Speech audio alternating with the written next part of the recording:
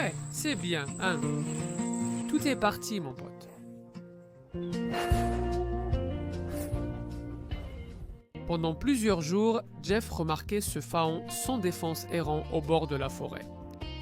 Il a vite compris que sans son aide, le petit ne survivrait probablement pas, alors Jeff l'a aidé. Très vite, le petit cerf a disparu. Mais la partie la plus incroyable et la plus touchante de cette histoire, eh bien, cela ne s'est produit qu'un an plus tard. Au début, Jeff n'avait honnêtement pas prévu de s'impliquer. Il a aperçu le faon près des bois, a poursuivi ses activités en pensant « Sa mère doit être dans les environs ». Mais le lendemain, le petit est réapparu, puis encore le jour suivant. À ce moment-là, Jeff savait que ce petit était vraiment seul et qu'il luttait pour survivre. Il a mis un biberon de lait près de la mangeoire à oiseaux et s'est éloigné. Le faon s'est immédiatement approché en trottinant et a vidé le biberon jusqu'à la dernière goutte. Quelques jours plus tard, Jeff a eu le courage de le nourrir à la main. Il s'est accroupi, a sifflé doucement et a tendu le biberon. Le faon a hésité juste un instant, puis il s'est avancé et l'a doucement pris des mains de Jeff. À ce moment, Jeff l'a appelé Ferry, car toute la scène paraissait vraiment magique. Il est vite apparu que ce n'était plus une question de lait. Ferry a commencé à venir à la maison juste pour traîner. Si Jeff coupait du bois, il se tenait à quelques mètres, le regardant silencieusement. Pendant que Jeff réparait le toit, le petit cerf attendait patiemment à côté. Au réveil, Jeff voyait presque toujours Ferry debout près du porche, comme s'il l'attendait.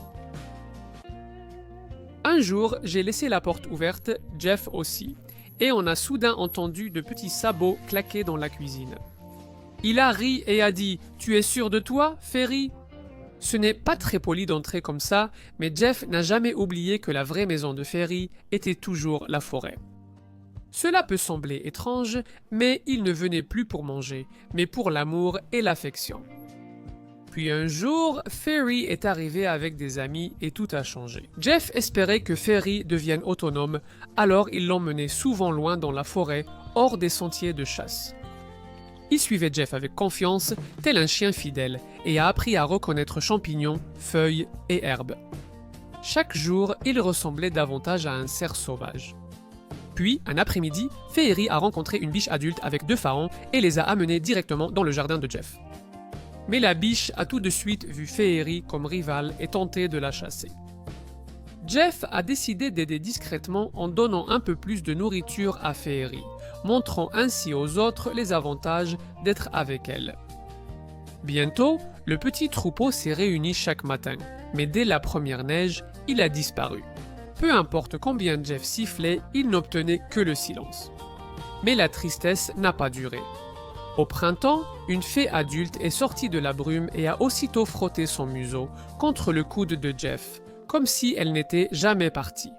Aujourd'hui, elle revient parfois, apportant à Jeff une grande joie et énergie.